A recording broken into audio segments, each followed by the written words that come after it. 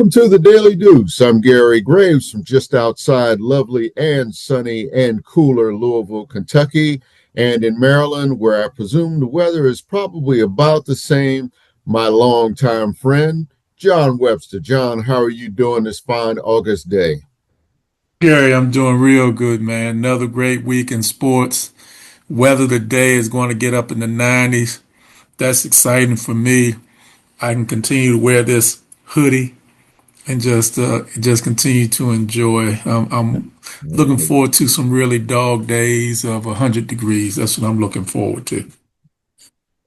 I don't know how you do it. I don't know how you and the youngins do it because I see, the younger generation out in public with not only hoodies on, but hoodies pulled over. I don't think you're that bad, are you? Well, I'll do the hoodie. I'll go old school. I got a hoodie on today with some shorts. I'll do that. Oh, I'm so probably you're not looking going. like a U.S. senator, we know. This is a sports show, Gary. I didn't So, mention a name. uh, yeah, but a lot of good stuff happening in sports this week. I'll get you back for that later, Gary. A lot of good stuff happening in sports. We're gonna first start off with the Major League Baseball. Orioles are surging, but they let one slip away. And can they be consistently consistent now? Well, John, I said it last time that you start to string maybe a couple of wins together. I think the last that I looked, they were only maybe a couple of games under 500, maybe 3 games under 500. And even when we talked, I think they were only 4 games under 500. So, like I said, when you're that close to being even, so to speak, all it takes is maybe winning, rather than wins for the Orioles, I feel like you got to start stringing series wins together because that's how my Nationals got off to a strong start before really the trade deadline, and they unloaded some stars, and they're kind of retooling with the guys they picked up, and it's been an adjustment. And they've fallen off the pace a little bit, but in the Orioles case, all it's been to me is just a matter of, like, say you win 2 out of 3, maybe you win 3 out of 4 or split a series or something, but series wins are usually the start to, I'd say, a winning streak. And I think the Orioles are there. And in the process, John, you're going to lose maybe one that you should have, like you said, one that you let slip away. At least your bullpen hasn't blown 32 saves like my team has. That's the telling stat for the Nationals and their youth. Um, that's really a wicked stat if you look at it. I think they're second in the majors, but 32 blown saves, which you look at it, John, what is that? 32 blown win opportunities, essentially. So, growing pains. That's all I could say in my case, and maybe in the Orioles case too, because John, those games they let slip away, at some point they'll start winning those games that maybe they shouldn't. Well, it's interesting. Now, first thing I'll say, 32 blown saves by the Nats. I can tell you who they didn't blow saves against. That would be the Orioles. And I'll continue and move on past that. But last night the Orioles had a rough one.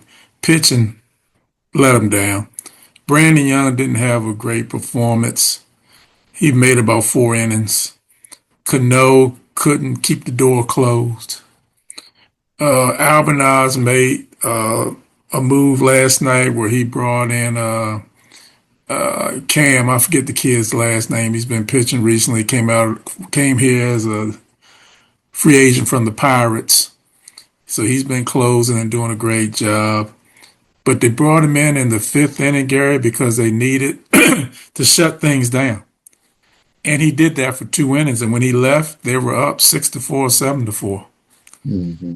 No, 6-4. They were up 6-4 when he left. And Cano couldn't hold on to it in the seventh inning. Yeah, I think it's seventh inning, eighth inning. He couldn't hold on to it. Seventh inning, he couldn't hold on to it. And what happened was they scored 3 runs. And we'll see what happens. They start a series against the Yankees. We'll see how that works out. Yankees are struggling with pitching. You know you're struggling with the Yankees when they have Tuesday and Wednesday pitchers listed as TBA. They have no clue who they're going to pitch right now. So, Orioles are tied for the last playoff spot with Texas and Detroit. They're always going to be my O's, Gary. But I want to see if they can be consistently consistent as opposed to consistently inconsistent. So we'll see Yeah, what those yeah. expectations bring. Well, it again, like we talked about last time, John, with the Orioles, and I asked you whether you'd be comfortable with them being under 500 and in the playoffs, and I understand why you wouldn't, but sometimes I feel like, especially in the American League, that an opportunity is there. I don't think we've ever had a team win a World Series or even a playoff series with a losing record. But you just never know what happens if you make the postseason. And How far do you have to go back to find a team that even made the playoffs with a losing record? well, uh, when did we bring in the wild card? What, maybe in the mid 90s? So you're probably looking at 30 years. So that's there. I mean, probably around the time that interleague play started, and that was a big deal back then. It was probably about the time that the playoff field expanded, and I'm thinking it's probably closer to 2000, just to kind of gin up interest, in the playoffs. I'm kind of a traditionalist that division winners, as of course I'm also looking at a time when it was what, a 2014 league, um, and only the division winners would face off, and then you go to the World Series. But yeah, this is a different day and time, and the game is quote unquote expanded. But again, I feel like you got to take your wins when you can get them, and if you can, if you can get in the playoffs, it becomes a whole new season, whole new rotation. Familiarity breeds rather contempt, and again, it could favor the lesser of us because we've had a few wild cards win the World Series, including Washington, and I always say it's a confidence builder for teams that get in, and I think it can be a confidence builder for the Orioles. Well, we'll see. We'll see. Speaking of confidence builders, the Commanders and the Ravens both won this past weekend. Are those confidence builders, or are those just games where, in the Commanders' case, you're playing the Miami Dolphins and they have more dead money than they actually have a payroll? And with the Eagles, Ravens dominated, but also Jalen Hurts, Saquon Barkley, and Devontae Smith did not play. So what are we looking at here, Gary? What do you see? Talk to us about it. Okay, the way preseason is now, you're not looking at the starters. You're not, you're looking at who's going to be. You're looking at who's going to be on the bench and who's going to be on the practice squad. And in that regard, I think you feel good if you're both teams about winning those first games because it shows it shows promise among your reserves or guys that are ready to take that step up to try to get more snaps, have a bigger role. So yeah, it's important there. When we get to that game in preseason where maybe you see the starters come out and direct a couple of drives against the other team starters, and I guess what? How many preseason games do we have now? What, three, maybe four? Three, Three. three. So but either this next game or the third game, when you see starters go 1-on-1 against their ones, I think you can make a bigger judgment, a better judgment of it. The only thing that I'm really concerned with the Commanders is making sure that Jaden Daniels stays healthy and upright for the season. That's all that matters. Yes, he's got another target in Trayvon Diggs, and I'm trying to make sure I got the right Diggs here, along with McLaurin. I'm really looking forward. You got Stefan. Stephon, okay. See, that's what I'm saying. I'm trying to remember which Diggs I had. Okay, Stephon Diggs from the University of Maryland, um, and I look forward to seeing how that goes because you can try to cover both of them, but it's going to be difficult, and that's a good luxury to have. Look at Jalen Hurts in Philadelphia with the weapons that he had until AJ Brown left. In the Ravens case, um, I think I think it's kind of the same thing, but we need to know who, yeah, again, who's going to relieve maybe Lamar Jackson, if he gets dinged, or Derrick Henry if he gets dinged. But it's all about building depth preseason games. It really is. And the game I watched over the weekend, um, the Kansas City Chiefs and um, Field. Yeah, but just played recently. I think of the New York Jets and also with the Steelers before that. That I was surprised to see him in KC. Patrick Mahomes is on the sidelines, in uniform, but not in pads. And I feel like that's a good move because even though Mahomes is coming back from a major knee injury, torn ACL, I think that's what it was. But yeah, he's cleared to practice, but you don't know about his effectiveness early on, and why waste him in this situation. And that that Fields is a good backup. He's good insurance. I Mm-hmm. was I hate to call him a journeyman because I really feel like he's better than that. He has shown he is better than that. But yeah, Justin Fields. I'm trying to remember his first name. Yeah, I was trying not to call him a journeyman, but it is what it is, and I think he's landed in a good spot. Of course, landing with the Jets, with all apologies to our Jets followers and a couple of friends who are Jets fans, but that's like Escape from New York for me. That's the way I look at it. And he's got an opportunity there in Kansas City. Again, he might be holding a clipboard, but always with his helmet on, ready because you're always one snap away. I don't think Kansas City is done in that regard either, because yeah, I mean, injuries and age, catches up with every team that's been a dynasty. But back here in the Baltimore Washington area, you feel good that they got off to a good start. They might get their teeth kicked in the next game, they might not. But let's not get too high or too low over the results because you want to see some consistency, to use your word, in how the benches develop for both and know where their depth is and where the concerns are. And for Washington in particular, the defense was where I saw some encouragement, and that's what I want to see them build on. In a couple weeks, we're going to do our annual review of the NFC East. And for the Commanders, we're going to have the one and the only Dr. Richard Miles come on and talk about the Commanders. Mm-hmm. Talk to him this Mm-hmm. week, and I can give you one guess what his prediction is already for the Commanders. Where's the Super Bowl this year? I You mean, know it. he'll be there no matter what. But I think the question is, will his team be there with him as well?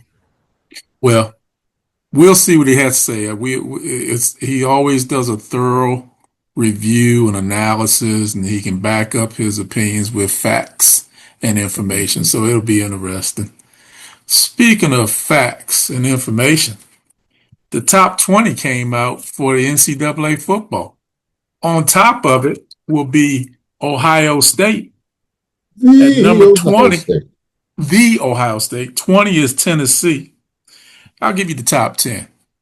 Oregon, Ohio State, Oregon, Georgia, Notre Dame, Texas, Indiana, Miami, Texas A&M, Ole Miss, Oklahoma, and LSU. I'm going to tell you, then I'm going to turn it over to you. A couple things stick out to me. Ohio State, they are who they are. They got some games against Texas, Iowa, Indiana, USC, Michigan, and Oregon. They got a pretty decent schedule. They go to Texas this year. So whether they can stay number one is going to be interesting.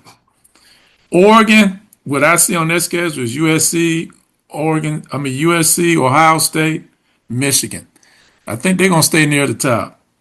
Georgia, Oklahoma, Alabama, Florida, Georgia Tech.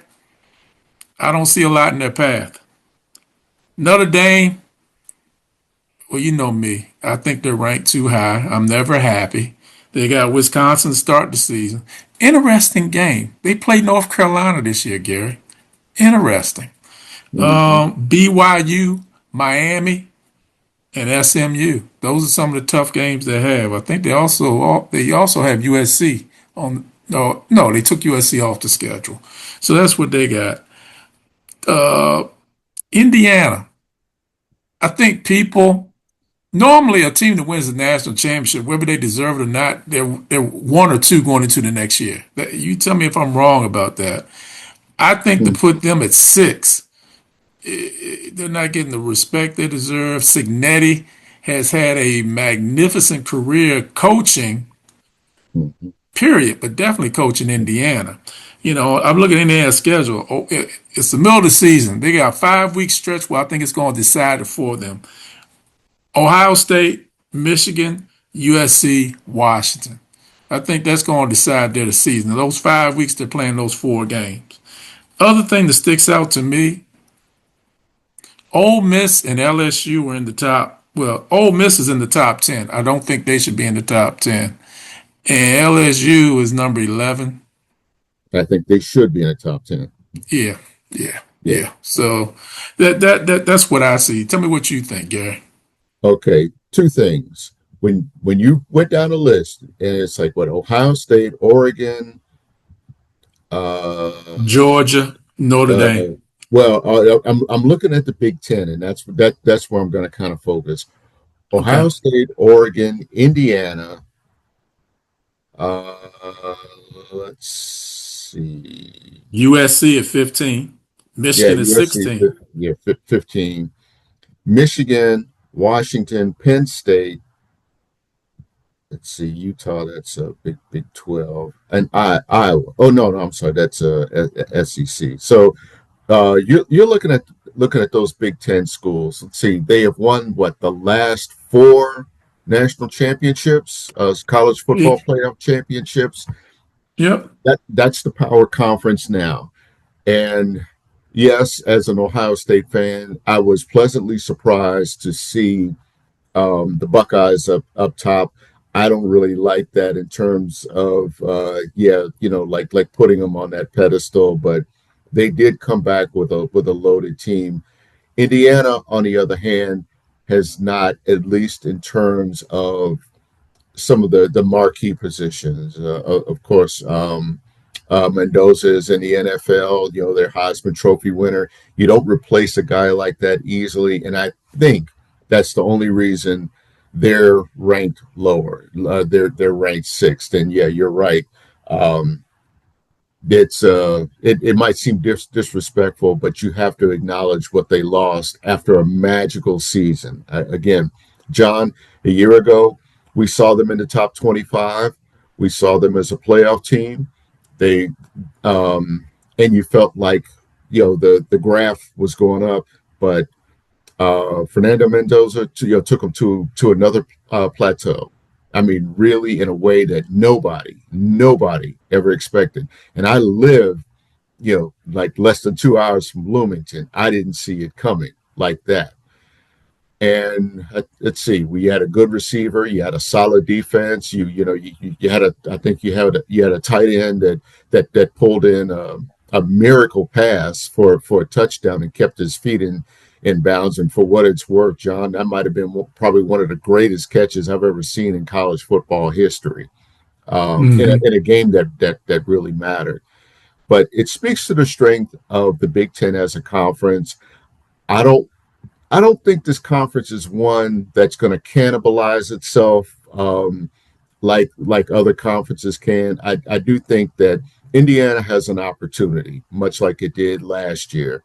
Ohio State, I think they have to prove that number one with a pretty loaded roster. Oregon, I see an opportunity, even though they lost their offensive coordinator to Kentucky. Let's see.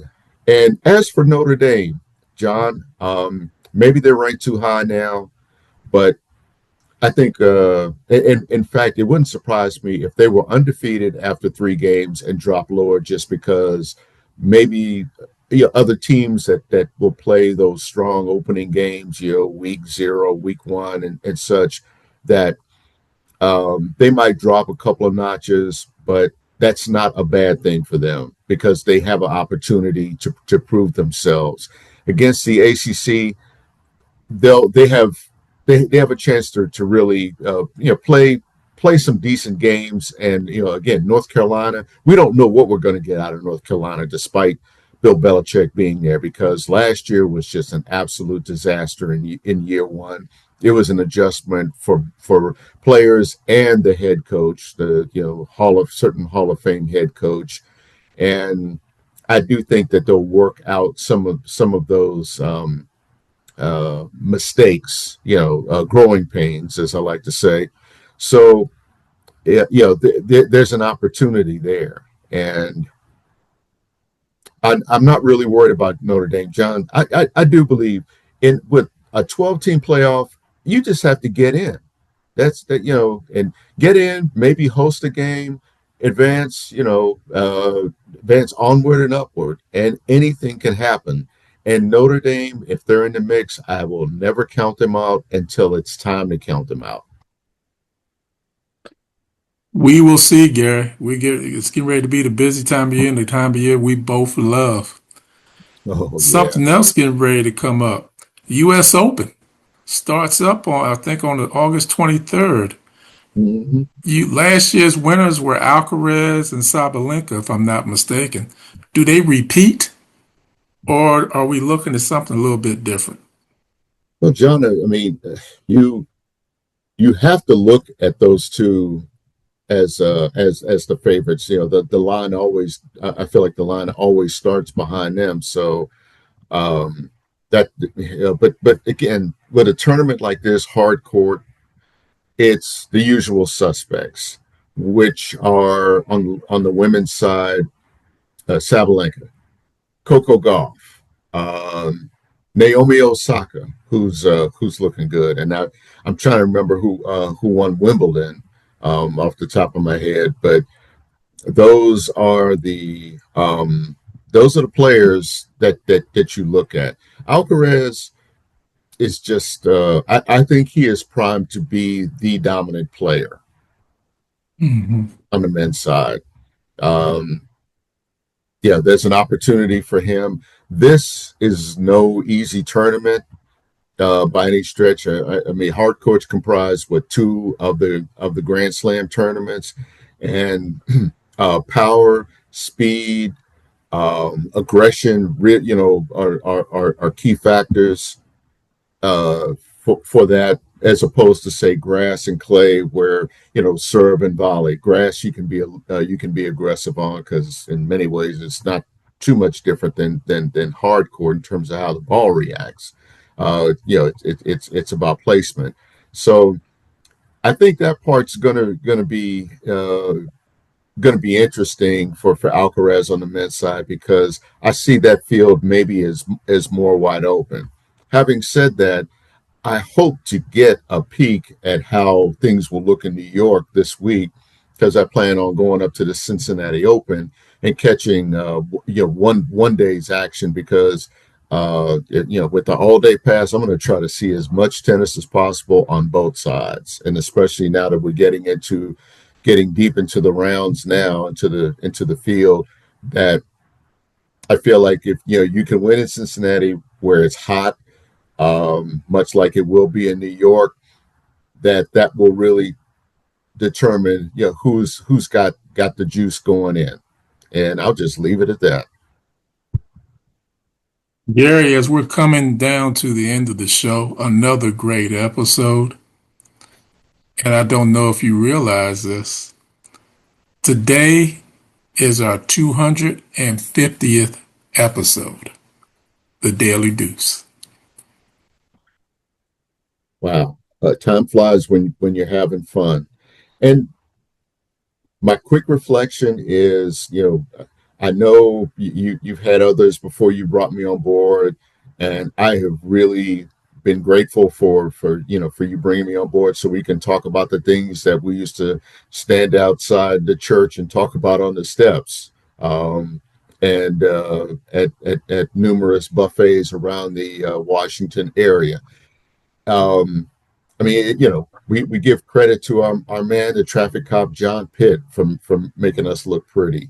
We're thankful for a lot of the guests. You mentioned Richard Miles, and our soccer guru, just to start. Um, it's it's just been fun, and it's never ever seemed like work. Um, it never seemed like it was any kind of you know intrusion into my routine, because John, I've worked for 40 years covering sports, talking about sports. So I am grateful to you. I love you, my man, and I am just thankful that you opened up the door for me to jump in and be your co-pilot, because this is your baby. Well, Gary, I mean, you're too kind. You play a very important and pivotal role in the success of the Daily Deuce. We wouldn't be here without what you do. Greatly appreciate you. Um, Having you be a part of this, hey man, that's easy. I mean, you think about this. We're sitting here a half hour every week, and we're talking about sports. And both you and I both love sports. I would say I won't call you this. I'll say me. I'll let you call yourself if you want to. I am a sports nerd. I so I I totally enjoy it. Thank you to John Pitt, our traffic cop. Always will be a part of this program that we do. My son Dante, Oh he's yeah, always both of them. there and helping and making sure that we're okay and coming on the air whenever he can. If I'm in a tight squeeze, coming in and making sure puts his father in his place. But love Yeah. him to death. He does a great job coming in and helping out. Jim Bell, man, we went forward this year on the World Cup, man. And Jimmy was right there every step of the way. You mentioned Miles, he's great. The thing I'm going to say, because this never fails, I'm going to forget to name somebody. So I'm just going to say thank you to everyone. Thank you for being a part of the Daily Deuce. Thank you for getting us to the 250th episode.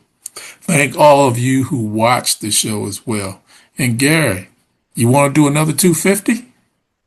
Oh, yes. I would love to be on board, because John, it's flown by so fast. I didn't even think it was 250.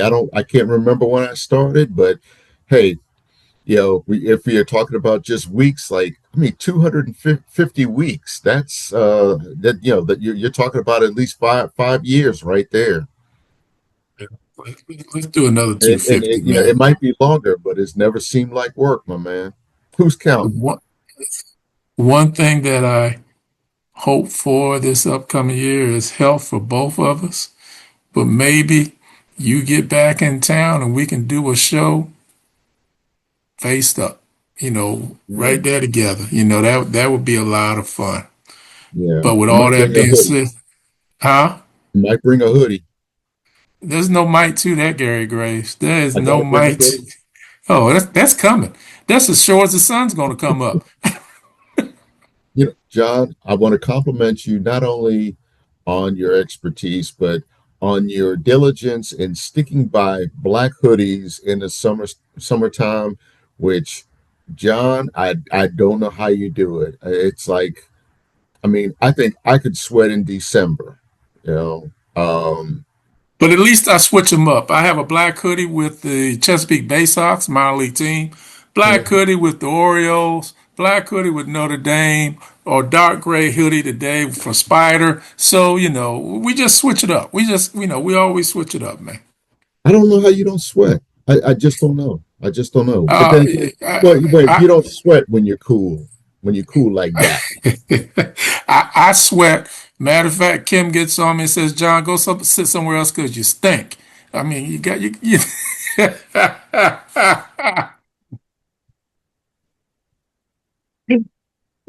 You gotta love Kim, man.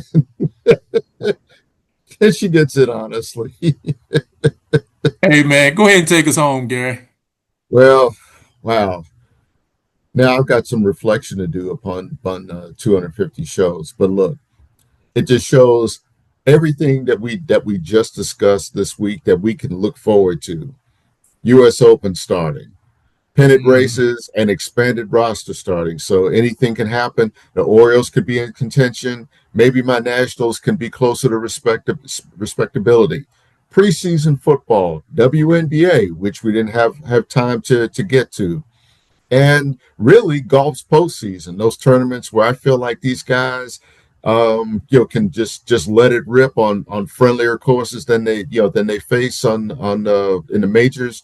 So hey, there's so much to look forward to. NBA ain't too far around the corner. Oh yeah, and college football. And there's a certain team for me in College Park that I want to see if they become respectable this year. So, look, we talk about it. Come on back and see us and hear us talk about it. And look, drop us a line and watch us on YouTube, watch us on Facebook. And again, tell your friends, tell your family. Like we always say, come on back. Hey, Gary, thanks. Thanks for everybody for watching again this week. Another exciting week in sports. This week, watch some NFL football, watch some Canadian football, watch some tennis, watch some soccer, watch some WNBA. But above all else, watch some sports, and we'll see you again real soon. Take care.